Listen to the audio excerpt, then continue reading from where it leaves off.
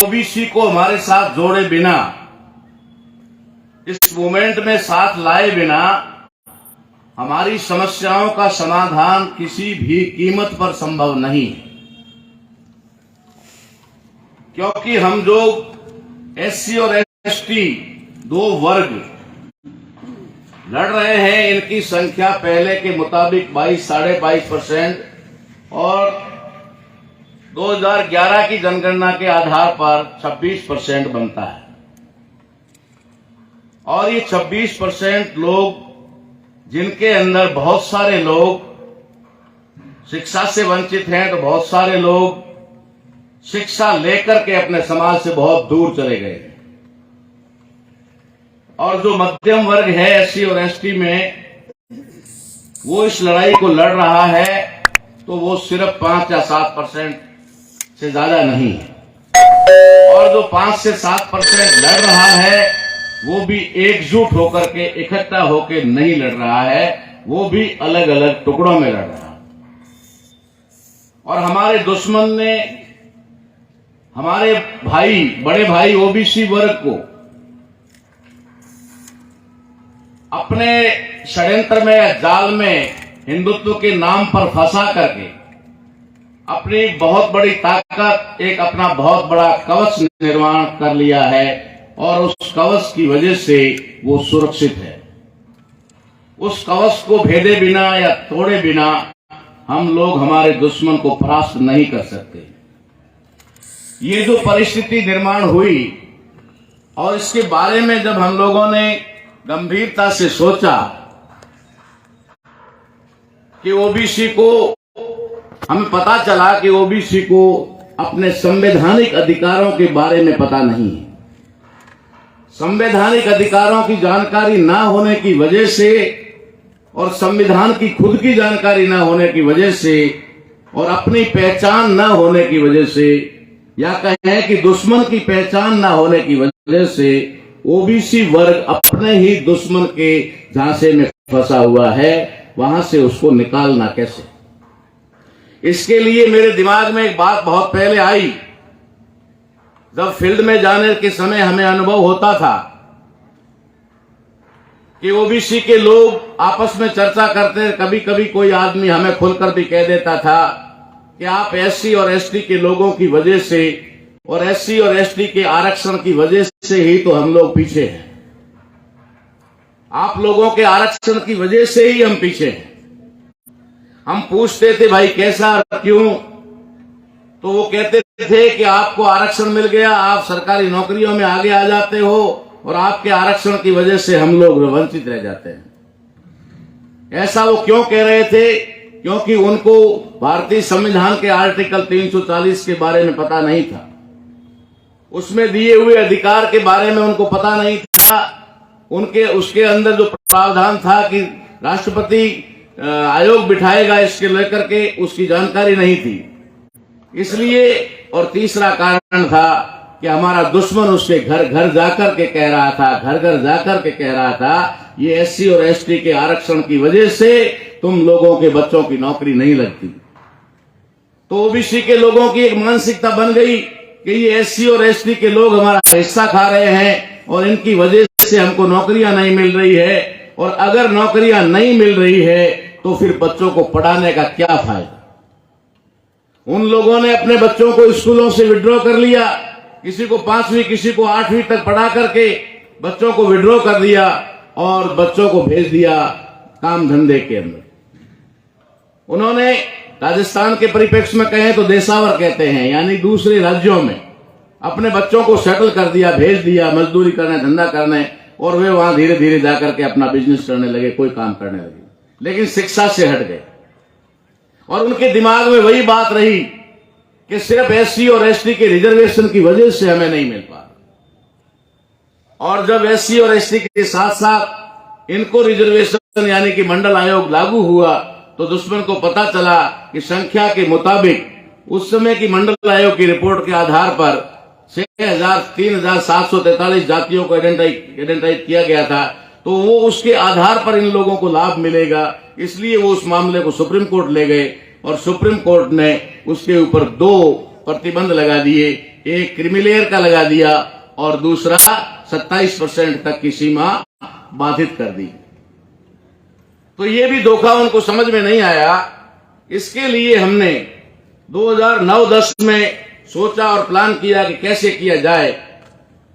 OBC के लोगों को जानकारी नहीं है। एससी और एसटी का कोटा निर्धारित इसलिए हो जाता है क्योंकि उनकी अलग से जनगणना के दौरान अलग से आंकड़ा आ जाता है और आंकड़े के मुताबिक उनकी सारी योजनाओं में भागीदारी उस परसेंटेज के हिसाब से हो जाती है। लेकिन ओबीसी का ऐसा कोई आंकड़ा नहीं है जिसकी वजह से उनको मिल पाए। वो जो 27% दिया गया, वो 27% भी ऐसे दिया गया, सुप्रीम कोर्ट ने उसके ऊपर भी क्या लगा दिया, क्रीमीलेयर, यानी कि जो लेने लायक है उसको नहीं मिलेगा और जो नहीं लेने लायक है उसको मिलेगा।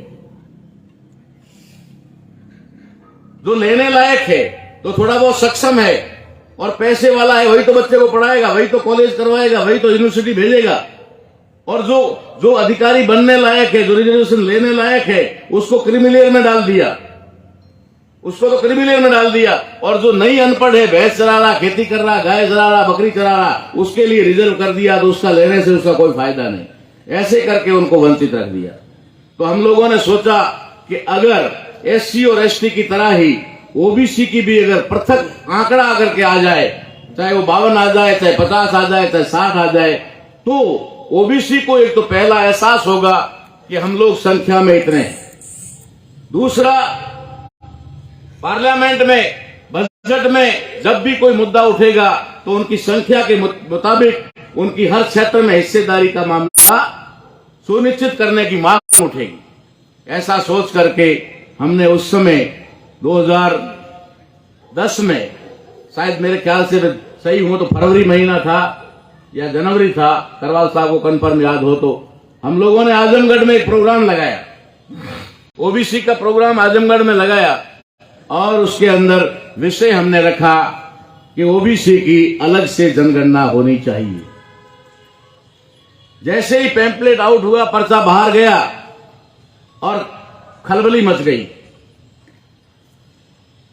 जब आईबी के माध्यम से रिपोर्ट गई तो उन लोगों ने तुरंत ही एक्शन लिया और कहा कि ये बहुत बड़ा घोटाला और गड़बड़ होने वाला है हमारे लिए। जो अभी एक साथी कह रहे थे कि पूरा सिस्टम बिगड़ने वाला है, ढांचा जो है बिगड़ जाएगा। ढांचा कैसे बिगड़ जाएगा, वो बात थी। तो वहां पर मीडिया के लोगों ने आकर के हमसे कहा कि आपने ये ओबीसी के पृथक जनगणना की जो बात कही है, ये किस आधार पर और कैसे संभव है। मैंने कहा इसमें कुछ भी नहीं करना पड़ता है। जो जनगणना का फॉर्म है उस फॉर्म में कोई बदलाव नहीं करना है। सिर्फ जैसे हिंदू मुस्लिम का धर्म का एक कॉलम होता है और उसके आगे होता है हिंदू मुस्लिम सिख ईसाई पारसी, उसमें एक हिंदू है तो हिंदू में टिक किया जाता है, मुस्लिम है तो मुस्लिम में टिक किया जाता है, जैन है जैन में टिक किया जाता है। ठीक वैसे ही ये कोटा होता है, उसमें कॉलम होता है एससी और एसटी का। अगर एससी है तो एसटी और एसटी है तो एसटी किया जाता है। ठीक उसके पास एक छोटा सा कॉलम बनाना है और उसमें लिख देना है ओबीसी। जो ओबीसी होगा उसका ओबीसी में टिक हो जाएगा और ये सारी जनगणना होगी, उसमें ओबीसी का आंकड़ा आ जाएगा कि ओबीसी कितना परसेंट है। जब ये बात मीडिया के माध्यम से थोड़ी सी बाहर आई तो उस समय ये पहल नीतीश कुमार जी ने, मुलायम सिंह ने और बहन मायावती ने वहां पर राज्यसभा में और पार्लियामेंट में उठाई। जब राज्यसभा और पार्लियामेंट में ये मुद्दा उठा तो हमारे दुश्मन का दरवाजा थोड़ा खटखटाया इन्होंने। तो उसको एहसास हुआ कि अगर इन नेताओं के हाथ में इतना बड़ा मुद्दा अगर आ जाएगा तो हमारे तो नींव हिल जाएगी, हमारा तो पूरा जो है सत्यानाश हो जाएगा। इसलिए उन्होंने प्लानिंग किया और इमीडिएट मतलब उन्होंने कैबिनेट की मीटिंग बुलाई और कैबिनेट की मीटिंग बुला करके मनमोहन सिंह प्राइम मिनिस्टर थे, सोनिया जी वहां पर कमांड कर रही थी। उस समय उन्होंने वहां पर मीटिंग की और कैबिनेट की मीटिंग में क्या प्रस्ताव पास किया, ये विषय उसके ऊपर, उस प्रस्ताव के ऊपर रखा हुआ है। हमने मांग की थी ओबीसी की पृथक से जनगणना हो, अलग से, जैसे एससी और एसटी की होती है वैसे ओबीसी की जनगणना हो। हम मांग कर रहे थे ओबीसी की जनगणना की और कैबिनेट में प्रस्ताव पास किया और उसमें लिखा गया कि हम 2011 में जाति आधारित जनगणना करेंगे। जैसे ही ये खबर छप करके बाहर आई हमें पता लग गया कि हमारे प्लान को काउंटर करने की पूरी तैयारी दुश्मन ने कर ली है। इधर उन्होंने रेजोल्यूशन पास करके बाहर निकाला और कहा कि ओबीसी का नाम नहीं डाला, सिर्फ डाला जाति आधारित जनगणना होगी। और इधर कुछ लोगों को तैयार करके और खड़ा कर दिया विपक्ष में कि जाति आधारित जनगणना देश हित में नहीं है। हमारे लीडर न तो जाति आधारित जनगणना का मामला समझ पाए, न हमारा ओबीसी की अलग जनगणना का मामला समझ पाए। हम छोटे आदमी थे, इसलिए उन्होंने हमारे मुद्दे को कम पकड़ा और सरकार के मुद्दे को ज्यादा पकड़ लिया कि अब हम तो जाति आधारित जनगणना करवा के ही रहेंगे। जाति आधारित जनगणना भारत के लोकतंत्र में संविधान के रहते हुए जाति आधारित जनगणना करवाना संविधान द्रोह है, संविधान के खिलाफ है।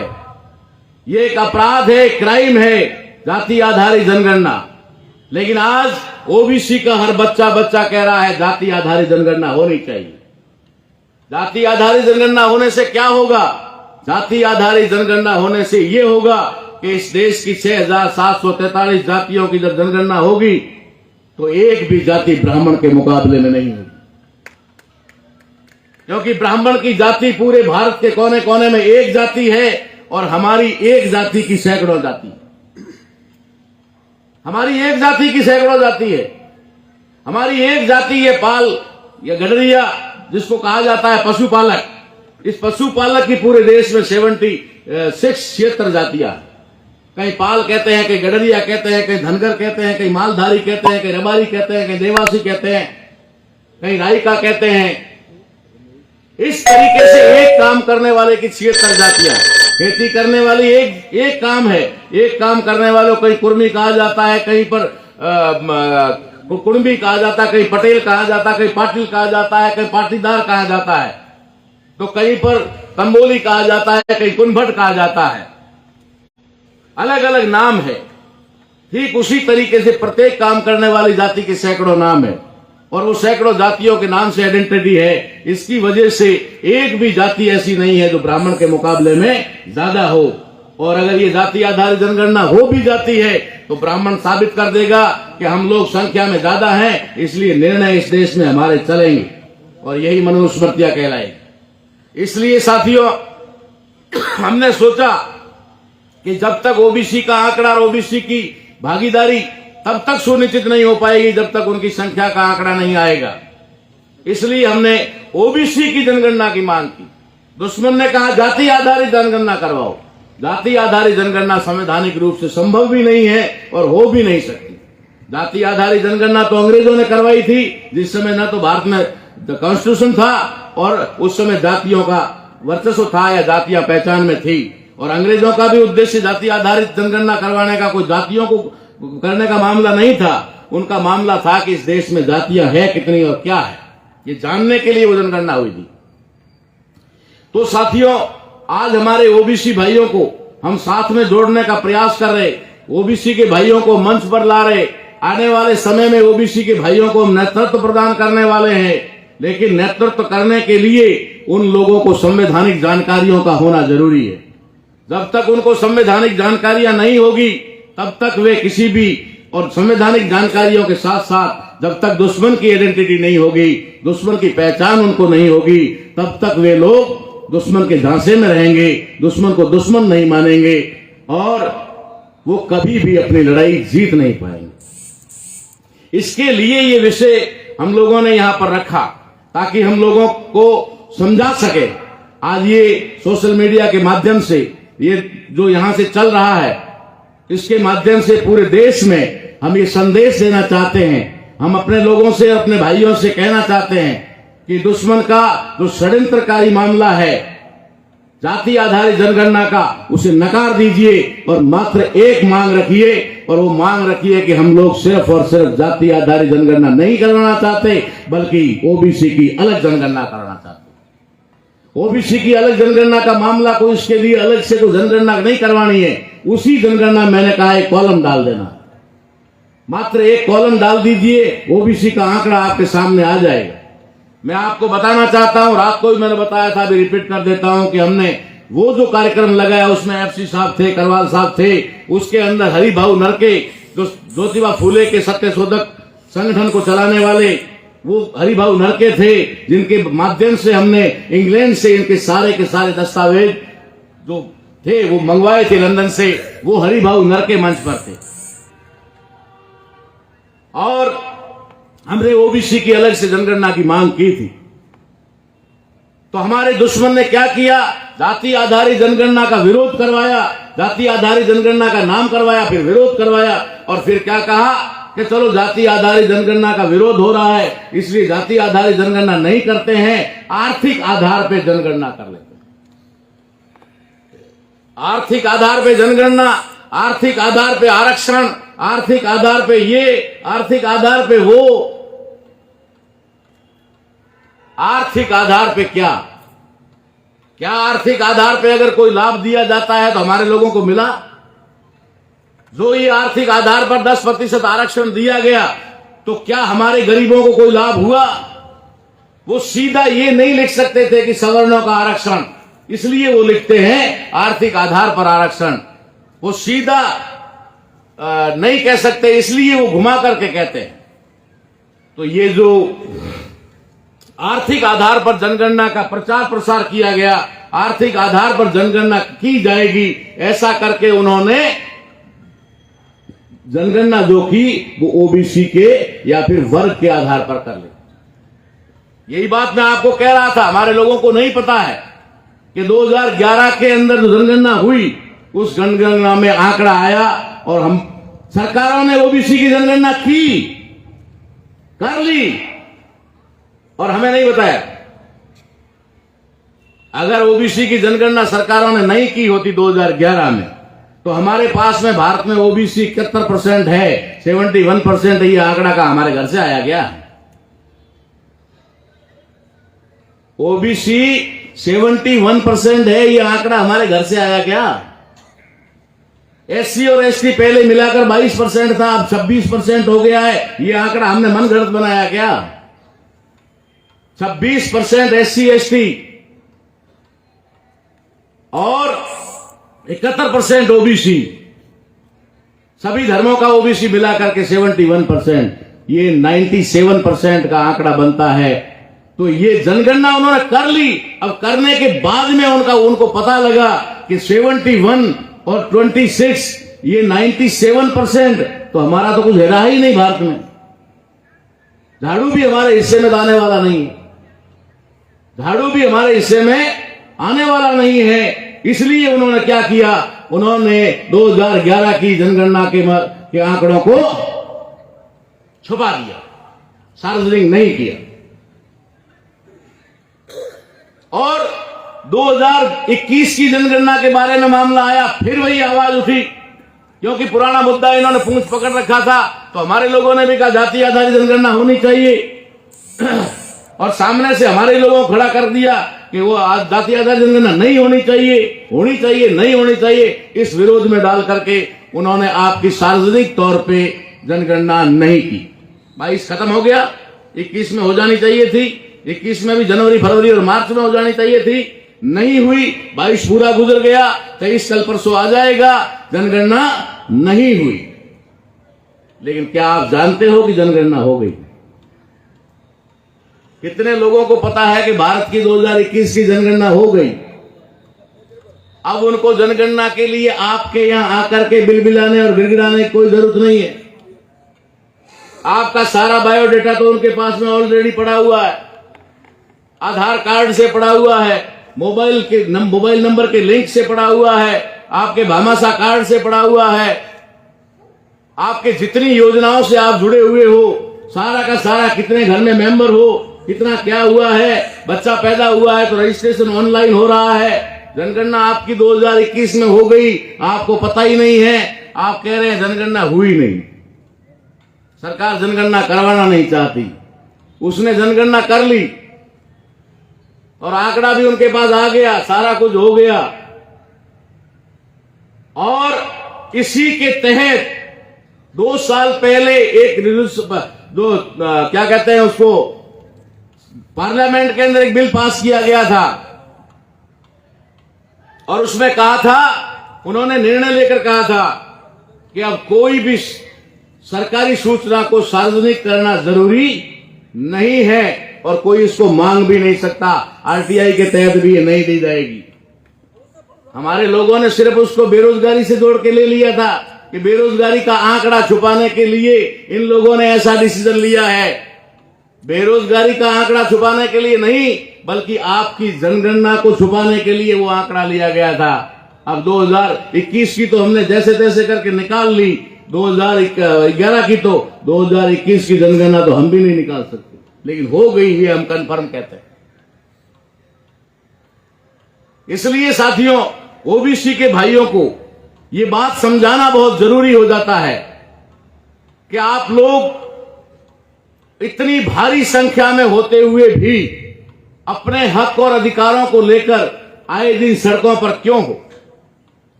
क्यों आपकी इतनी दुर्दशा है? अरे लोकतंत्र के अंदर जो 51% होते हैं, 51 होते हैं, वो देने वाले होते हैं, वो मांगने वाले नहीं होते। लेकिन यहां 26% SC ST और 71% OBC लाइन में खड़ा होकर मांग रहा है। मेरे तो यही नहीं समझ में आ रहा है कि मांग किससे रहा है। जो देने लायक वर्ग है वो मांग रहा है, उसे देने वाला बनना चाहिए, मगर देने वाला नहीं बन रहा और मांगने वाला बन रहा है। और उन आधा % लोगों के डिसीजन पर है कि उनको देना चाहिए या नहीं देना चाहिए। ये आधा % यहूदी लोग तय करेंगे कि इन 71% और 26% को कितना देना है और कितना नहीं देना है। आपने न्यूज चैनलों के माध्यम से देखा होगा, नरेंद्र मोदी जी ने, भारत सरकार तो गई भाड़ में, उसको भूल ही गए। भारत सरकार गई, केंद्र सरकार गई, अब तो भाजपा सरकार भी गई, अब तो मोदी सरकार, उसके बाप की सरकार है, वो अपने बाप के घर से बना के लाया है। ये गैर जन संवैधानिक शब्द हैं, समझा कर इन चीजों को। सारा ठेका हमने ही नहीं रखा है, आप लोग के पास भी दिमाग है, आप भी लगाओ थोड़ा बहुत। केंद्र की सरकार होती है और राज्य की सरकार होती है, क्योंकि राज्य अलग है और केंद्र अलग है, इसलिए दो सरकारें होती है। इसलिए एक को केंद्र सरकार कहा जाता है, एक को राज्य सरकार कहा जाता है। राज्य की सरकार को स्टेट के नाम से भी कहा जा सकता है, Rajasthan government, Gujarat government, Karnataka government, ये कहा जा सकता है। लेकिन केंद्र की सरकार को सिर्फ भारत सरकार कहा जा सकता है। भारत सरकार का नाम भी मिट गया, राज्यों की सरकार का नाम मिट गया। भाजपा शासित है इसलिए भाजपा का भी नाम मिट गया, वो भी इलीगल है, वो भी सही नहीं है, गैर संवैधानिक है। लेकिन अब तो सिर्फ और सिर्फ मोदी सरकार ने इतना बड़ा फैसला लिया है कि इतने करोड़ लोगों को 2 रुपए किलो वाला गेहूं दिया जाएगा। ये मीडिया की बड़ी खबर बनती है, जैसे कोई बहुत बड़ा एहसान कर दिया है आपके ऊपर, बहुत बड़ा एहसान कर दिया है कि 2 रुपए किलो गेहूं दे दिया है। मैं तो कहता हूं कि हमारे पुरखे सुबह उठ करके एक मुट्ठी चून पक्षियों को देने के काबिल थे, एक मुट्ठी चून चींटियों को देने के लायक थे। सुबह से शाम तक हमारे पुरखों के घर के दरवाजे पर 15 से 20 मंगते आते थे, मांगने वाले आते थे, भिखारी आते थे, भूखे आते थे। उनको हमारा आदमी ऊपर से देता था, देने वाला था। आज वो देने वाला समाज 70 साल के इस आजादी के या संविधान के लागू होने के बाद 2 रुपए किलो और फोकट वाले गेहूं के लिए मांगने की लाइन में खड़ा है। क्या इसी को विकास कहा जा रहा है? क्या यही विकास है? या फिर इंडस्ट्रियल कॉरिडोर सड़कें बन जाने से, भारतमाला सरकारें बन जाने से, शहरों में बड़े बड़े पुल बन जाने से, या फिर और भी कोई, इसको विकास कहते हैं? कोई भी दुनिया में कोई भी देश जो मानवता पर चलता है वो देश ऐसा नहीं है, क्योंकि किसी भी देश की जो विकास है वो लोगों के ऊपर निर्भर है कि वहां के लोग कितने विकसित हैं। वहां के लोग कितने विकसित हैं उसके अंदर भी कैटेगरी है कि धन से ही जो विकसित है उसको विकसित नहीं माना जाता, जो शिक्षा से, बुद्धि से विकसित है उसका पैमाना पहले आंका जाता है। कि किस देश में शिक्षा का स्तर क्या है, उससे देश का विकास आका जाता है। उसके बाद में उस देश के लोगों का रहन सहन, उनका ढंग जो है वो किस स्तर का है, उसके आधार पर देश का विकास माना जाता है। उसके बाद में देश के अंदर बेरोजगारी, भूखमरी, इन चीजों के आधार पर देश के विकास को माना जाता है। यहां तो हर आदमी को मोहताज बना रखा है, भिखारी बना रखा है, उसके बाद में भी बातें विकास की हो रही। इन बातों को हमें समझना होगा। लेकिन क्यों खड़ा है हमारा इतना बड़ा वर्ग लाइन में, इसको समझने के लिए भी हमने बहुत बारीकी से सोचा और सोच रहे हैं, लगातार सोच रहे हैं। हम कारण ढूंढते हैं, क्योंकि कारण ढूंढे बिना निवारण संभव नहीं है। ये मैं नहीं कह रहा, तथागत ने कहा है। तथागत ने कहा है कि कारण ढूंढोगे तो ही निवारण कर पाओगे। तो हमने कारण ढूंढा कि आज ओबीसी हमसे भी डबल 3 गुना, 26 का 3 गुना है, तब 71% है। 71% ओबीसी क्यों नहीं अपनी लड़ाई लड़ रहा, क्यों नहीं अपनी लड़ाई जीत पा रहा। इसकी तह तक जब हम गए, बारीकी से जब छानबीन किया, तो हमें पता चला कि इस देश के अंदर मूलतः 3 वर्ग है और आज की तारीख में 3 वर्गों में अब 2 वर्ग बन गए हैं। 3 वर्ग कौन से हैं? एक संवैधानिक पहचान के अनुसार एसटी, एक संवैधानिक पहचान के अनुसार एससी और एक संवैधानिक पहचान के आधार पर ओबीसी। लेकिन आज एससी और एसटी अमूमन हर आदमी के मुंह से साथ में निकलता है। एससी एसटी वाले हैं, ओबीसी वाले भी, सवर्ण भी, तथाकथित कोई भी, ये एससी एसटी वाले हैं। एससी एसटी वाला भी जब मंच पे आएगा तो बात करेगा हम एससी एसटी वाले, हमारे एससी एसटी के हक अधिकारों की। तो इसका मतलब है कि एससी एसटी थोड़ा नजदीक आया, थोड़ा नजदीक आया, इसलिए अब ये एक वर्ग बनने में जुटा हुआ है। लेकिन ओबीसी पृथक है आज भी, इसलिए माना जा सकता है कि 2 बड़े वर्ग है, एक एससी एसटी और एक ओबीसी। अब मैं आपको इनकी सामाजिक व्यवस्था का बताता हूं मामला।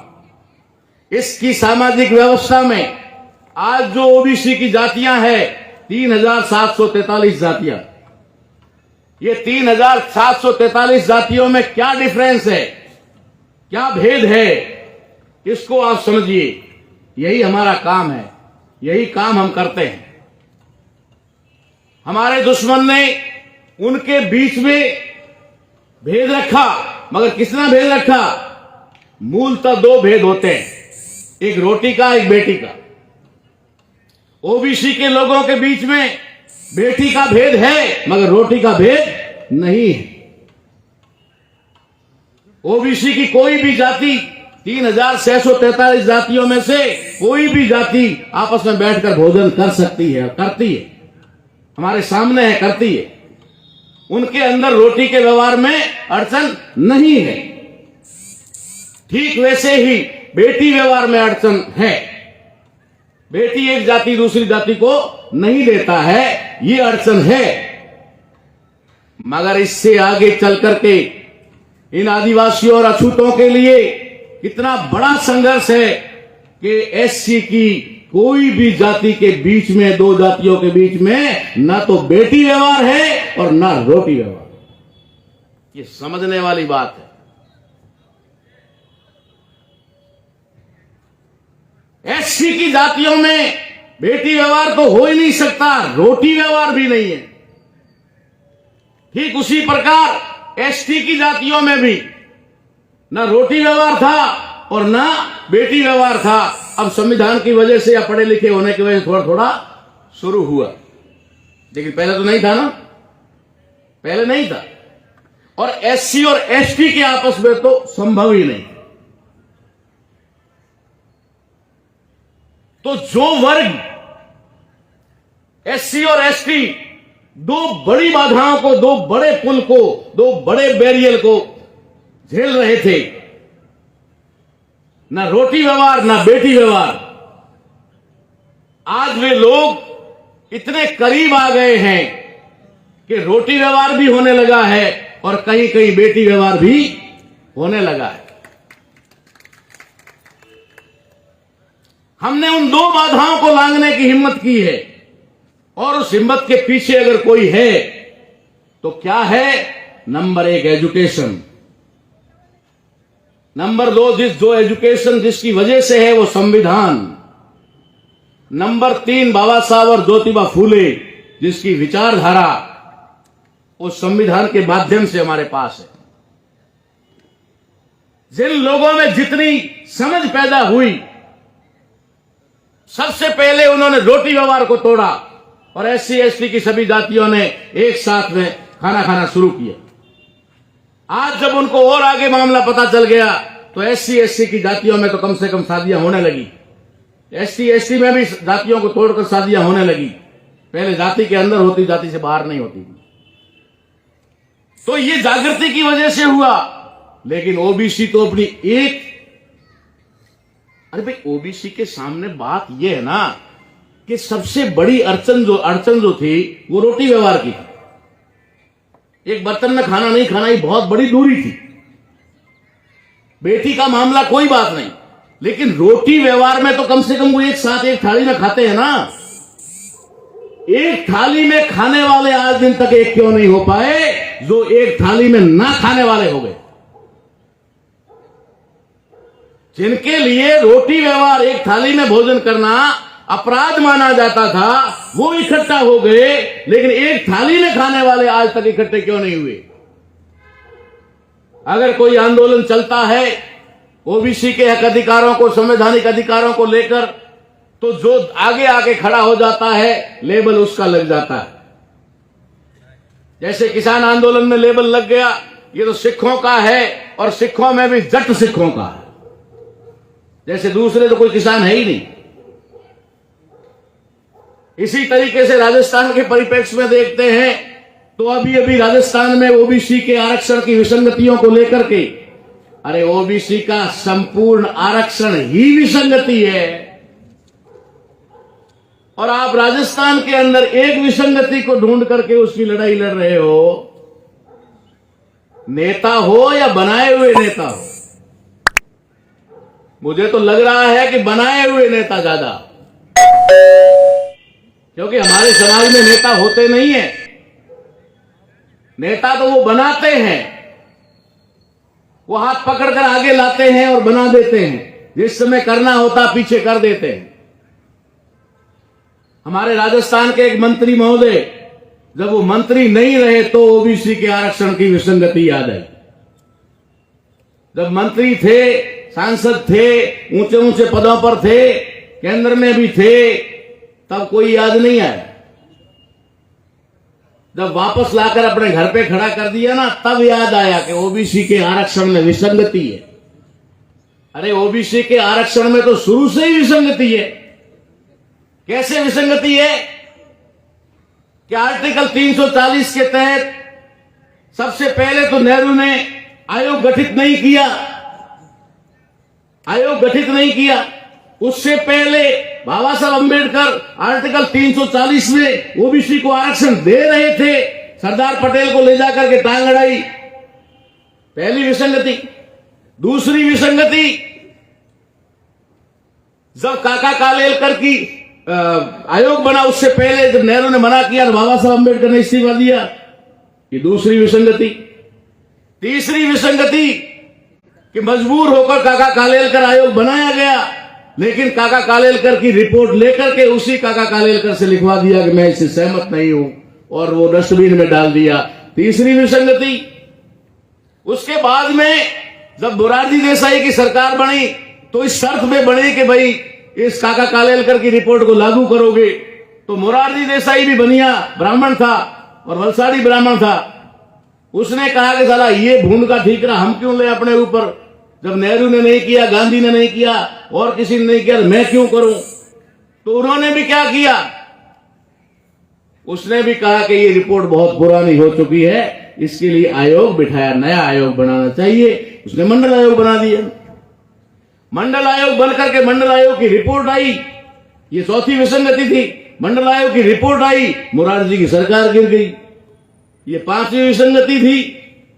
मोरारजी की सरकार गिरने के बाद फिर इंदिरा गांधी प्रधानमंत्री बन गई। इंदिरा गांधी प्रधानमंत्री की बनने के बाद फिर से उस रिपोर्ट, मंडल आयोग की रिपोर्ट को 10 साल के लिए ठंडे बस्ते में या डस्टबिन में डाल दिया गया। ये छठी विसंगति थी।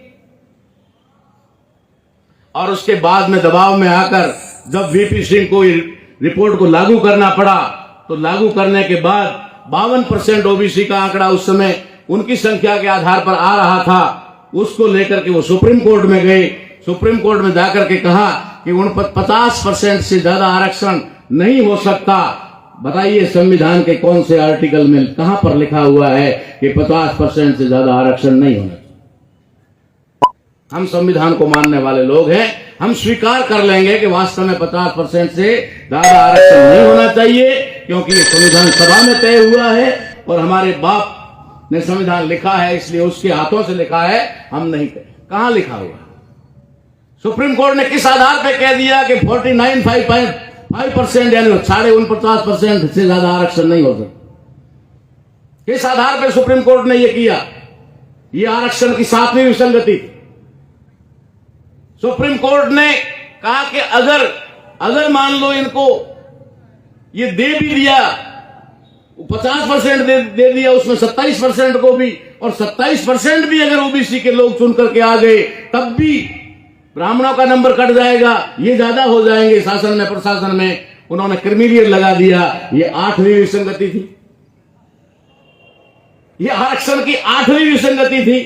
तब होश नहीं था हमारे मंत्रियों को, तब होश नहीं था हमारे सांसदों को, तब नींद में सो रहे थे, तब प्रॉपर्टी बना रहे थे, तब कमीशन में ले रहे थे, तब ठेके लेने में लगे हुए थे। आज उसके बाद 9वीं विसंगति होती है। 9वीं विसंगति क्या है? 9वीं विसंगति यह है कि 27% आरक्षण लागू होने के बाद, क्रिमिलेयर लागू होने के बाद उनको पता लगा कि आज नहीं तो 10 साल बाद में ये लोग पावर में आ सकते हैं। इसलिए उन्होंने 9वीं विसंगति क्या लाई? प्राइवेटाइजेशन करना शुरू कर दिया। कल हमारे साहब कह रहे थे, न रहे बांस न बजे बांसुरी। सरकारी ओहदे ही नहीं होंगे, सरकारी पद ही नहीं होंगे, सरकारी कर्मचारियों की सीटें ही नहीं होगी, तो रिजर्वेशन देने की कोई जरूरत नहीं है। और प्राइवेटाइजेशन में ये लागू नहीं है। ये 10वीं विसंगति तक मामला आकर खड़ा होता है। ये 10 विसंगतियों के बारे में किसी को पता नहीं है। राजस्थान गवर्नमेंट ने उसमें 11वीं विसंगति पैदा की। 11वीं विसंगति में क्या किया? उन्होंने जो 14% आरक्षण राजस्थान में ओबीसी को लागू है, वो 14% के अंदर, उसी कोटे के अंदर पूर्व सैनिकों को भी शामिल कर दिया। भूतपूर्व सैनिकों को भी शामिल कर दिया, जबकि ओबीसी का आरक्षण 92 में आता है। ओबीसी का आरक्षण 92 में आता है और भूतपूर्व सैनिकों का आरक्षण 1950 से है। विधवाओं का आरक्षण 1950 से है। विकलांगों का आरक्षण पहले से है। ये आरक्षण तो पहले से है, ऑलरेडी है। लेकिन ये 11वीं विसंगति की गई, जानबूझकर की गई, क्योंकि उनको लगा कि ये रीस करके भी आ रहे हैं, लेकिन फिर भी ज्यादा आ रहे हैं, कैसे रोका जाए। ये जो आर्थिक आधार पर आरक्षण का मामला है, ये इसी का हिस्सा है, इसी का षड्यंत्र है।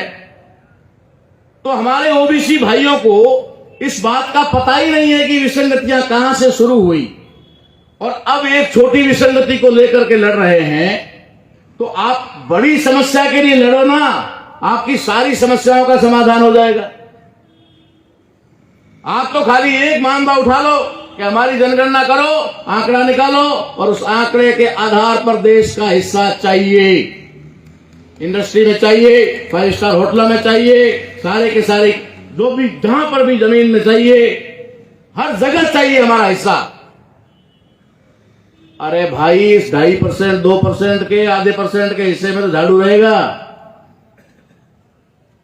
लेकिन मामला क्या है? मामला यह है कि बाबा साहब अम्बेडकर ने 6,743 जातियों को 3 वर्ग बनाया।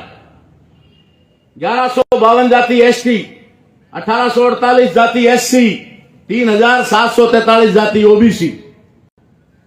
एससी के लोगों ने जाति तो बनाए रखी, उसके साथ साथ में उन्होंने क्लास को भी स्वीकार किया।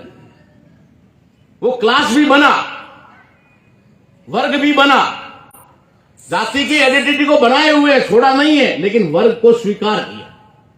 चाहे एससी एससी का दो मिल जाता है ना, थोड़ा सा सीना तान के कहता है वाह भैया मैं भी एससी से हूं, क्योंकि वो एससी क्लास में आ गया, उसने क्लास को मान्यता दे दी। एसटी ने क्लास को मान्यता दे दी। इसलिए पहले जो मीणा भीलों से नफरत करता था, अब वही मीणा कह रहे हैं भील हमारे भाई। जो भील और मीणा आदिवासी शब्द से नफरत करते थे, वो कहते हम भी आदिवासी हैं। वो क्लास बना, एसटी क्लास बनने लगा, एससी क्लास बनने लगा, लेकिन ओबीसी अभी तक क्लास नहीं बना। ओबीसी अभी भी कास्ट बना हुआ, अभी भी कास्ट बना हुआ है। और जब तक ओबीसी कास्ट में बटा रहेगा, कास्ट बना रहेगा, वो संख्या में चाहे कितना ही 30 बार क्यों ना हो, वो भिखारी की लाइन में रहेगा। ये कड़वे शब्द कह रहा हूं, वो भिखारी की लाइन में ही रहेगा, क्योंकि वो क्लास नहीं बन पाया, वो वर्ग नहीं बन पाया, वर्ग नहीं बन पाया। इसलिए जब आज आरक्षण की विसंगति की लड़ाई लड़ी जा रही है, तो सारे ओबीसी के लोग क्या कह रहे हैं, ये तो जाट लड़ रहे हैं, ये तो जाटों का इशू है। अब वो जाटों तक सीमित कर दिया। जो लड़ाई ओबीसी आरक्षण की लड़ी जा रही है, अब कह रहे हैं तो जाटों का मामला। नाई पीछे हट गया, सैनी पीछे हट गया, कुमावत पीछे हट गया, ओबीसी की जितनी जातियां थी सारी पीछे हट गई, जाटों का है। अब जहां पर भी आंदोलन होता है, प्रोटेस्ट होता है, कुछ भी होता है, वहां सिर्फ जाट दिखाई देते हैं और कोई दिखाई नहीं देता। और दुश्मन को पता है कि एक जाति को आसानी से हराया जा सकता है, एक जाति का कोई सुनने की जरूरत नहीं है। अभी अभी जून महीने में राजस्थान के इसी जयपुर के अंदर एक बड़ा जगह है करबला, बीच में एक मामला हुआ था ना, वो कौन सा लेडी वाला, वो अपमान का लेकर खुदा के मामले को लेकर हुआ था ना, अल्लाह के मां बेटा क्या मामला था कुछ, उसको लेकर के जो वारंट हुआ था, उसके अंदर इसी जयपुर के अंदर करबला का मैदान है जो 10 लाख लोगों की कैपेसिटी का है।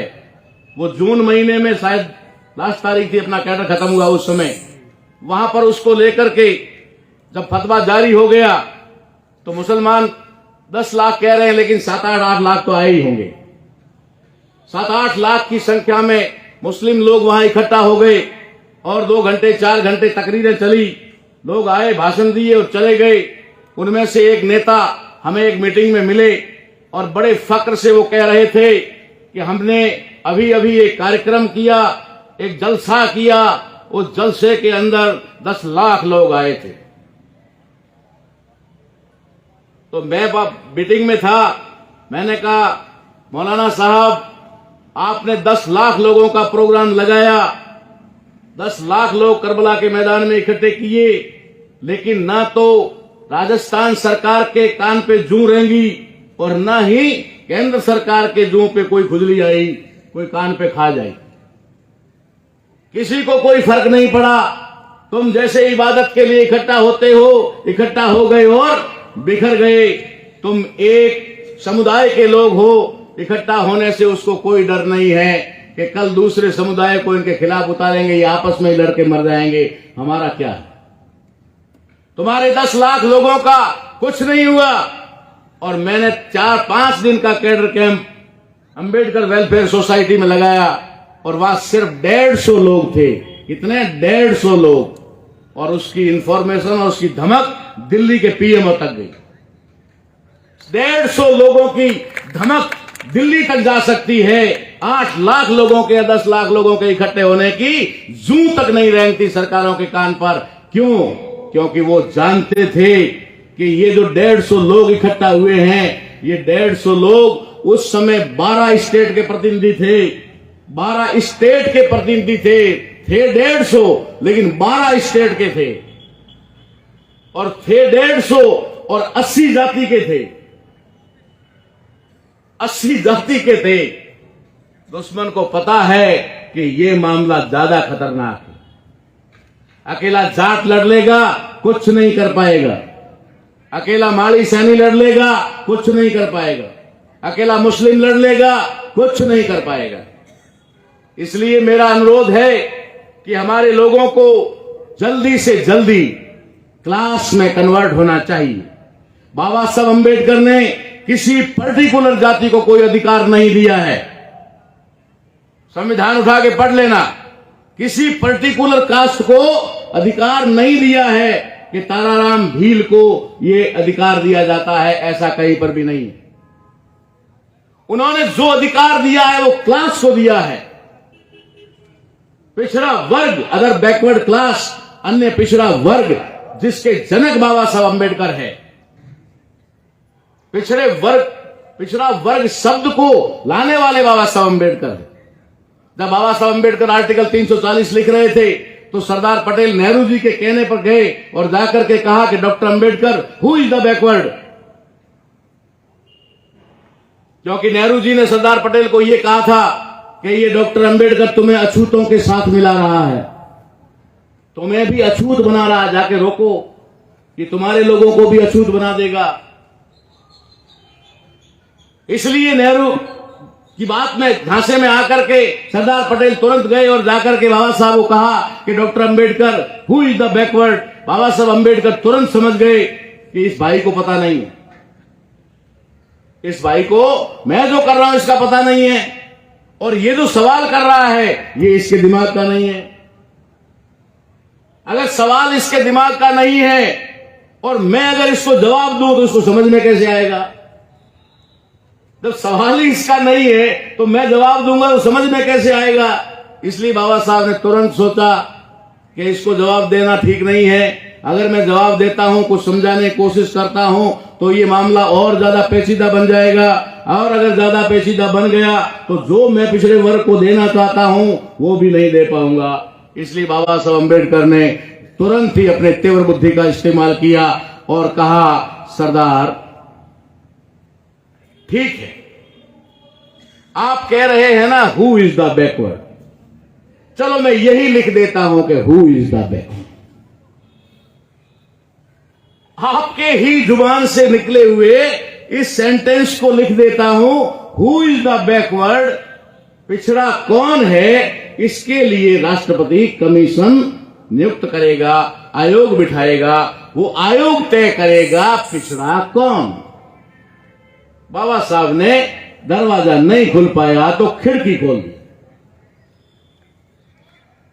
और यही से मुद्दा उठा जिसके अंदर मैंने 12 विसंगतियां आपको आरक्षण की बताई। तो आज ओबीसी की समस्या क्या है? ओबीसी आज भी वर्ग नहीं बन पाया। नाम वर्ग का ले रहा है, ओबीसी का नाम लिख रहा है, लेकिन लड़ाई पर्टिकुलर जाति लड़ रहा है। अन्य जातियों को साथ नहीं लेना चाहता, या वो जातियां उनके साथ जाना नहीं चाहती। क्यों नहीं जाना चाहती? क्योंकि वर्ग नहीं बना। 2 अप्रैल 2018 का मामला देखा। 2 अप्रैल के बारे में जानते हो ना?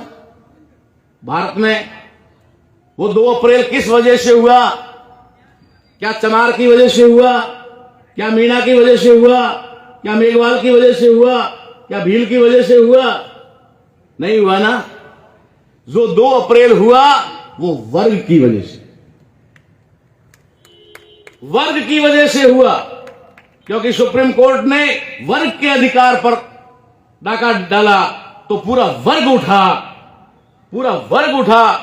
एससी और एसटी के लोग वर्ग के रूप में सड़कों पर उतरे, पूरा भारत नीला हो गया।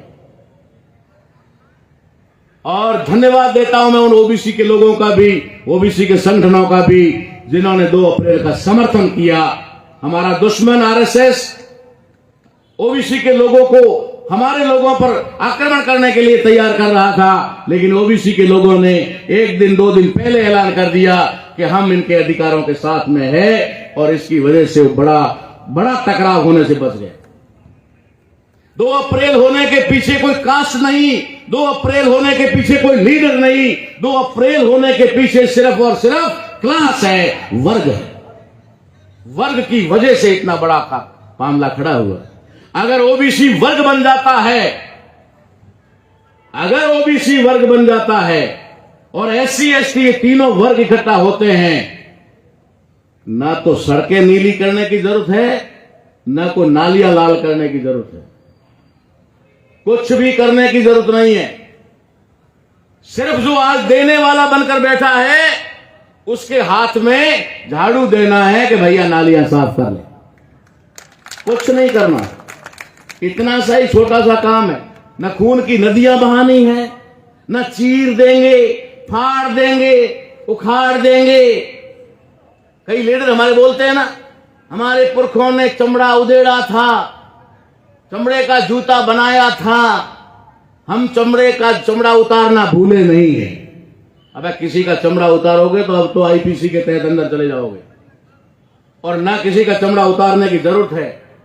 अगर सही मायने में संविधान के अनुसार चलते हो, सही मायने में संवैधानिक सोच बना लेते हो, संवैधानिक अधिकारों के प्रति जागृत हो जाते हो, किसी का खून बहाने की जरूरत तो छोड़ो, किसी को गाली या तू देने की भी जरूरत नहीं है।